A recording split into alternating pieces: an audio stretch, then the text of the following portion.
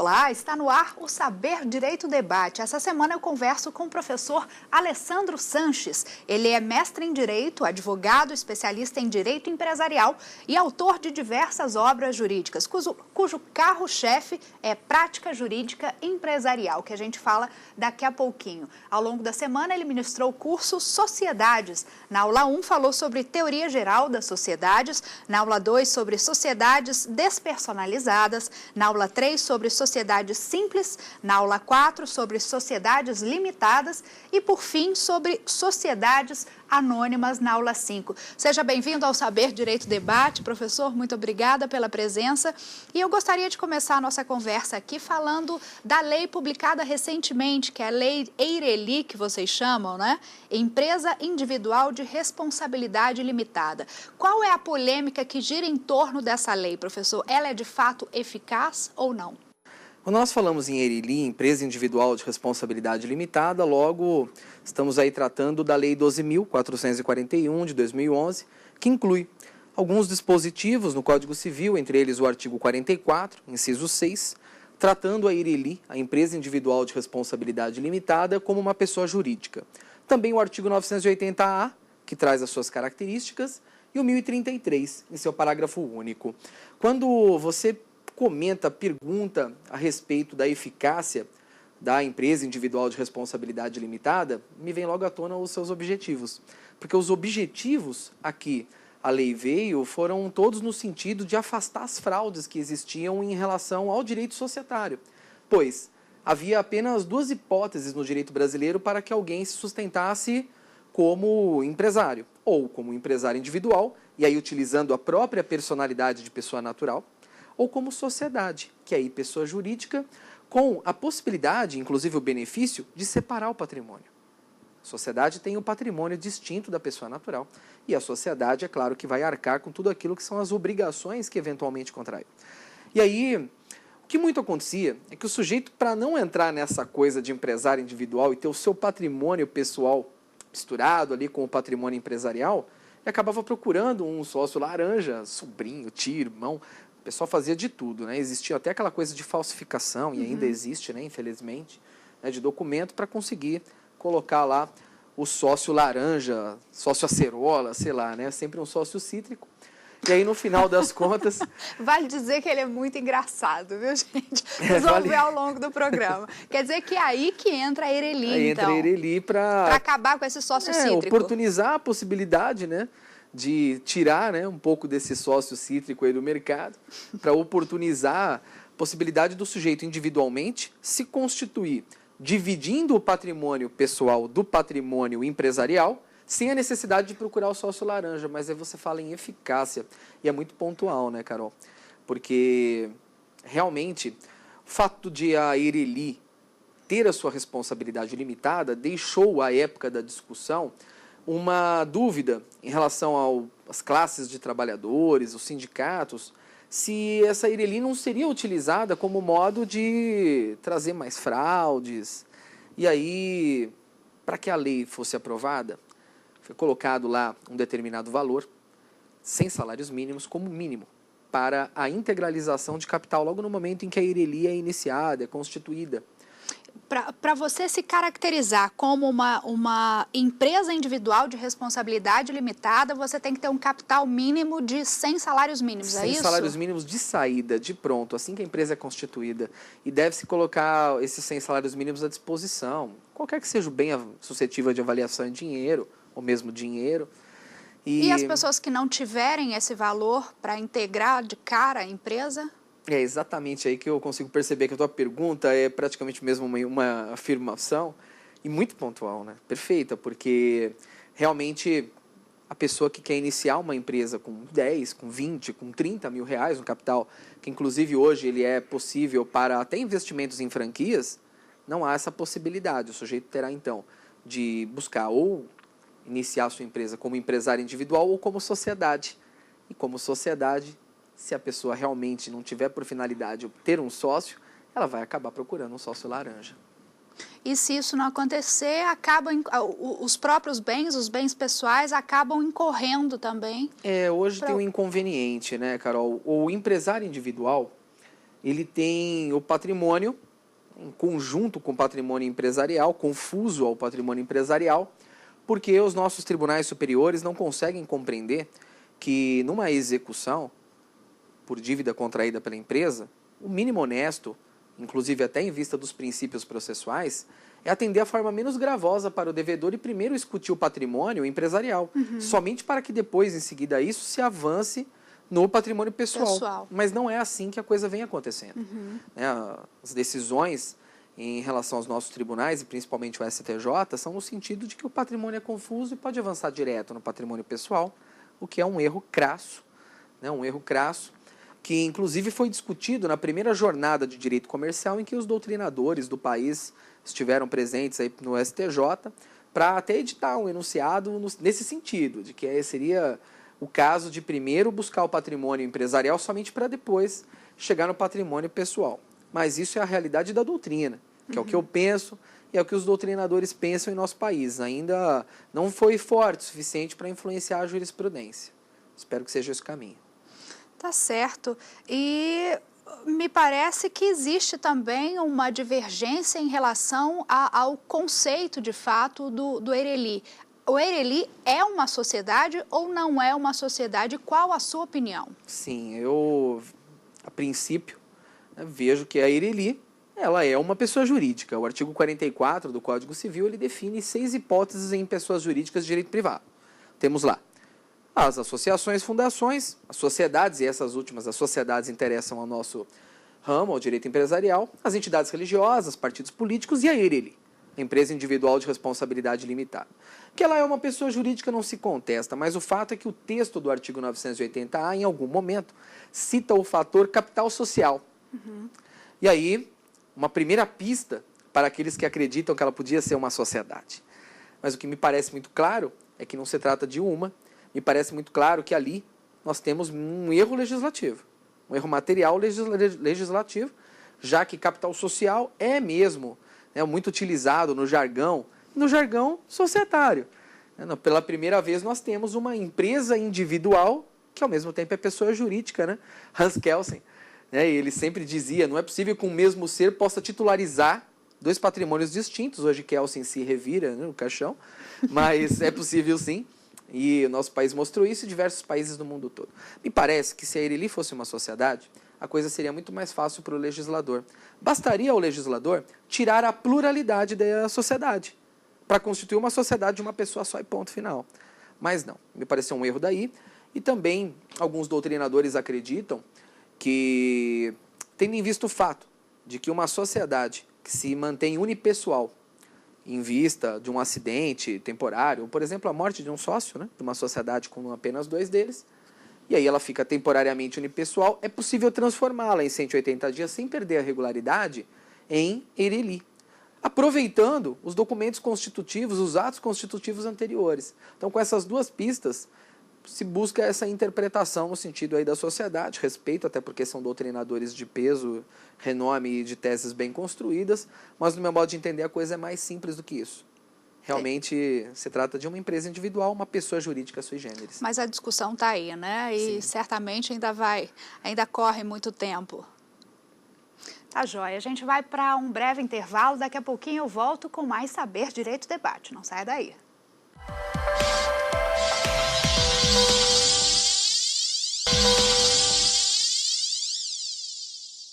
Estamos de volta com o Saber Direito Debate, aqui comigo o professor Alessandro Sanches. Chegou a hora então da gente falar da sua principal obra, que é essa aqui, Prática Jurídica Empresarial, que na verdade é a única obra no país de prática jurídica empresarial. Então ele é o mais novo autor a publicar a primeira obra, é isso? Exatamente. Eu tenho bastante orgulho do material, porque não foi fácil, viu, Carol, conseguir convencer a minha primeira editora a publicar. Não foi fácil. A obra trazia lá Prática Jurídica Empresarial. Aí a editora me perguntava, professor, essa obra existe porque as universidades possuem a disciplina Prática Jurídica Empresarial? Dizia, não. A obra existe porque a advocacia empresarial é a maior do país? Não. 50% dos advogados brasileiros são trabalhistas, e a outra parcela toda em todos os ramos, e a advocacia empresarial vem crescendo muito. O país tem essa regra do jogo, é capitalista e a empresa é a mola mestra. Então eu sempre acreditei nisso. E as obras de prática civil traziam algum conteúdo de direito empresarial, mas muito timidamente. Então pensei a possibilidade de montar um material. Em 2009, convenci minha primeira editora, uma editora menor, a trabalhar com material, gostei muito, e hoje a obra ganhou os ares da editora Saraiva, tem feito um sucesso imenso no mercado e traz as ações que o advogado precisa conhecer e estudar na teoria e na prática, com os modelos, acerca das diversas hipóteses de conflitos e litígios empresariais. Segunda edição dela já, Ela é a segunda edição. Obra. Perfeito. Bom, vamos falar das outras. Não são seu carro-chefe, mas são suas obras também. Sim. Direito Empresarial 1, qual é o foco dessa obra, professor? Essa foi uma coleção muito arrojada que o professor Luiz Flávio Gomes... Na verdade, são duas que fazem parte dessa coleção, é isso? Do mesmo grupo de obras, da mesma coleção. Foi uma obra muito arrojada. Foi um projeto do professor Luiz Flávio Gomes, meu chefe, e ele fez uma coleção com mais de 70 volumes, em todas as áreas, para facilitar a vida do aluno. Por exemplo, em direito empresarial, em grande parte das vezes, o aluno tem 4 semestres na universidade, então o livro está dividido em 4, exatamente de acordo com a maior parte das grades universitárias do Brasil todo. E assim o é em todas as áreas, em difusos e coletivos, filosofia do direito, ambiental, civil, trabalho, processo do trabalho. São 4 volumes, os de empresarial, sendo que em 2 deles eu participo com as minhas obras. O volume 1, Teoria Geral do Direito Empresarial, e o volume 4, Falências. Esses livros eu escrevo em coautoria do meu grande amigo, eu e o Alexandre Jaluca. E esses 2 aqui são indicados para estudantes, seria isso? Exatamente. Essa obra é uma obra acadêmica, uma obra para a graduação. É uma obra que, ao longo dos 4 volumes, ela atinge um tamanho aproximado, um tamanho médio de obra manual.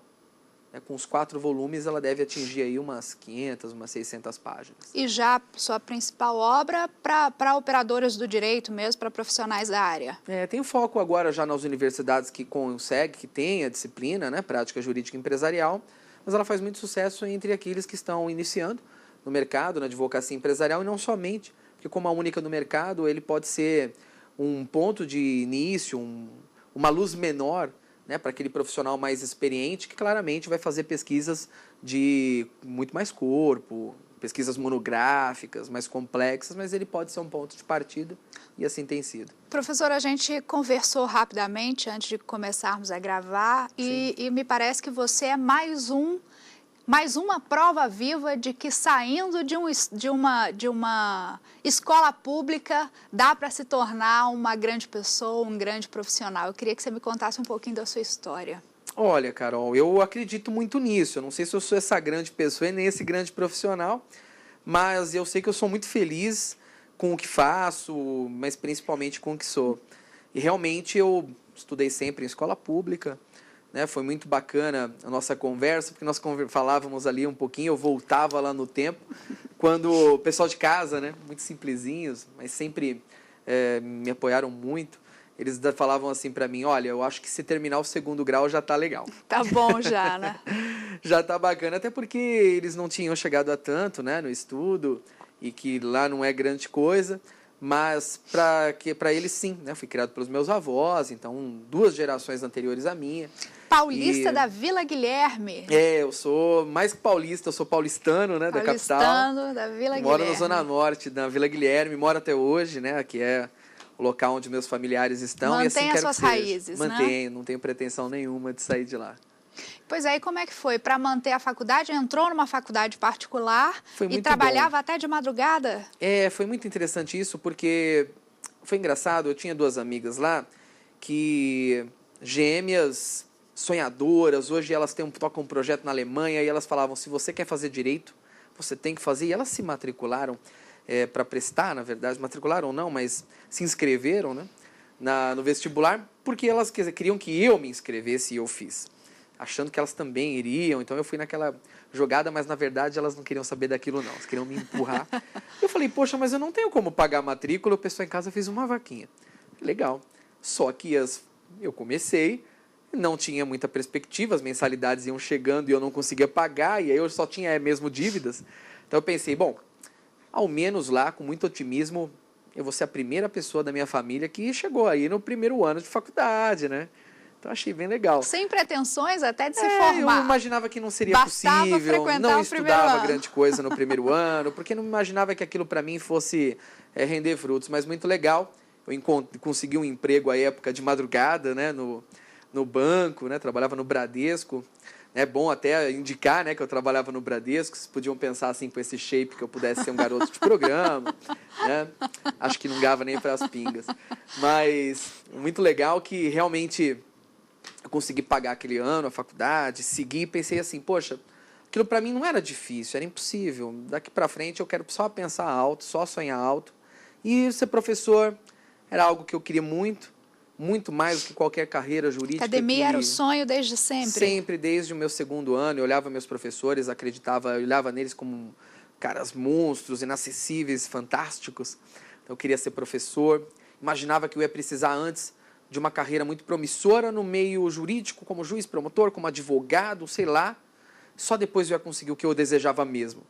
Mas investindo em muito estudo, né? E aí, tocando pela advocacia, sim, na minha primeira oportunidade para ficar no meio acadêmico 24 horas, eu não desperdicei. E hoje é assim que eu leciono na rede LFG, né, em cursos preparatórios para a OAB, concursos públicos. Também lá coordeno uma pós-graduação. E essa é a minha praia, esse é o meu mundo. Tá aí um profissional bem-sucedido conosco aqui no Saber Direito, né, levando todo o seu conhecimento, autor de um livro cuja matéria só pode ser encontrada nesse livro, é o único do país, não é isso? Será que vem outras aí te seguindo? Fico satisfeito. Lançou tendência, professor? Foi bacana, né? Eu acredito que não importa se a sua obra é boa ou não, mas alguém vai ter que citar. Tá ótimo. A gente vai para mais um intervalo, daqui a pouquinho eu volto com mais Saber Direito Debate, tá já?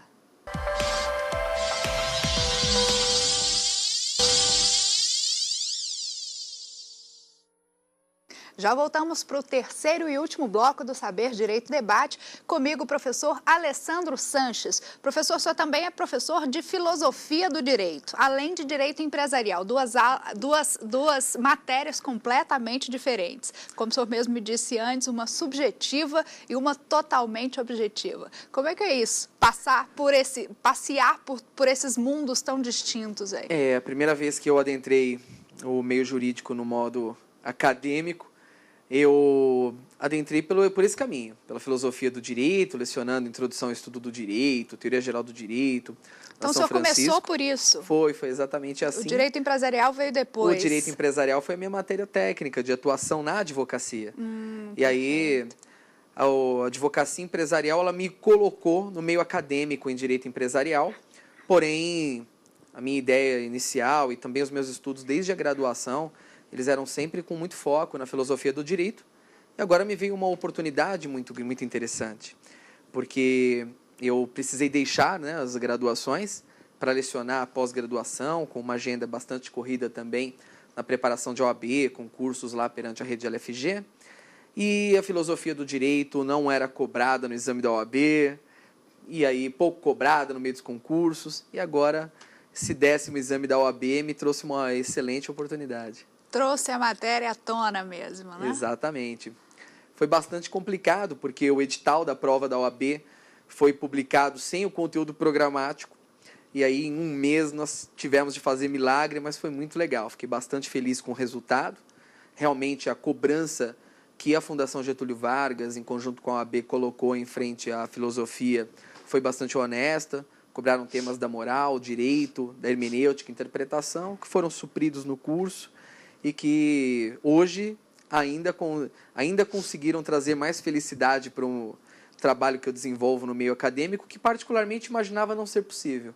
Questões essas, inclusive, extremamente importantes para a carreira jurídica, para o profissional da área, não é, professor? Aguçar o pensamento Muitas crítico. vezes, inclusive, infelizmente, esquecidas por parte deles, né? Eu fiquei, inclusive, surpreso, porque para muitos o que eu lecionava era algo extremamente novo, né? alguns alunos para mim diziam: professor, pela primeira vez eu vejo aí os métodos de interpretação da norma. E significa que ali a gente acaba criando mesmo a figura de um sujeito que tem a condição de preencher um formulário, né? Um despachante do direito. E o que necessário realmente sempre foi é trazer um pensamento, um raciocínio crítico para esses profissionais, desde os bancos acadêmicos. Infelizmente, eu digo de uma infelicidade, o exame da OAB é que vai acabar forçando essa prática nas universidades e dando algum glamour, né, para essas matérias chamadas propedêuticas. Né? Entendi. Bom, e para a gente encerrar nosso bate-papo, que infelizmente o tempo é curto, nós já falamos das suas obras e o senhor trouxe mais uma aqui, que é uma obra que você indica também, não é isso? Uma obra que também indico. Curso de Direito Empresarial, Teoria Geral e Direito Societário, de Marlon Tomazetti. Isso, é da editora Atlas, uma editora que eu também já fui autor, gosto. E o Marlon Tomazetti, que é um grande amigo, professor no curso que coordeno na pós-graduação da rede LFG. Professor Marlon, que é procurador em Brasília. E é uma obra que eu indico porque existem algumas espécies de obras no mercado. Existem aquelas que são manuais e o aluno estuda no meio de graduação, mas não há aprofundamento. E a obra do Marlon Tomazetti é de aprofundamento. Os livros-curso, eles trazem o direito empresarial em 3, 4 volumes. E aí a gente já começa a sentir algum aprofundamento e vejo que essa obra, a obra do Marlon Tomazetti, é uma obra de se indicar, feito com bastante esmero, com muito zelo e realmente um trabalho de tirar o chapéu. E pela frente aí, tem mais alguma obra por vir? Ah, sim. Esse ano é um ano bacana nas publicações. Esse ano vem o meu manual de empresarial. Esse ano também vem o meu manual de filosofia, do direito. E algumas obras já foram entregues às editoras, pois eu fiz um investimento em relação às obras específicas para as carreiras do Ministério Público do Trabalho, Magistratura do Trabalho, também as carreiras da Magistratura Estadual, MP Estadual e algumas outras carreiras mais. Esse ano vai ser um ano bastante fértil. Podemos esperar para 2013 ainda? Já para 2013. Professor, e existe alguma dica aí que o senhor possa dar para as pessoas que queiram, de fato, ingressar, se especializar nessa área de direito empresarial? Quais seriam os pontos, focos que o senhor considera de maior relevância? Sim, bacana. O que é de grande importância é um foco em torno das sociedades, das falências e dos títulos de crédito para entender a base do direito empresarial e, logicamente, que é a teoria geral. Porém, nós temos uma área bastante promissora, já que a empresa é a mola mestra do desenvolvimento econômico e o nosso país cada vez mais aceita essa regra do jogo e parte, né, para sair daquelas figuras horrorosas de país emergente, né, de subdesenvolvido antes do emergente, para ter realmente, para se tornar uma figura, né, de bastante prestígio, né, perante o mundo, perante o mercado econômico, e a empresa sempre será a mola mestra. A gente verifica hoje um grande avanço na propriedade industrial, no mercado de marcas e patentes, do mercado de capitais, sociedades anônimas, e aí as grandes fusões, né, que vêm tomando conta do mercado, as incorporações. Lembrando também que o novo formato das falências e recuperações trouxe a possibilidade de se falar em um mercado novo para o advogado, o advogado que hoje pode lidar com a falência como administrador judicial. Realmente, esse é o foco. O exame de ordem, inclusive, ganhou prestígio na segunda fase do exame da OAB, e isso demonstra que a disciplina realmente está dando uma virada. E aí é concentrar nessas disciplinas basistas e buscar essas áreas do direito que são bastante promissoras e que ainda não são exploradas de modo adequado. Vale a pena, então? Muito. Direito empresarial? Direito é uma empresarial. Ótima área do direito? Espetacular. Muitíssimo obrigada, professor, pela sua presença aqui. E volte para trazer as novas obras que vêm por aí ainda esse ano. É um convite já aceito. Muito obrigada a você também pela companhia. E não se esqueça, mande um e-mail para nós no saberdireito@stf.jus.br, caso tenha alguma dúvida ou queira nos sugerir algum tema. Entre no nosso site também no www.tvjustiça.jus.br e lá você confere não só o Saber Direito, como também todos os outros programas da casa. A gente se vê na próxima semana com muito mais. Tchau!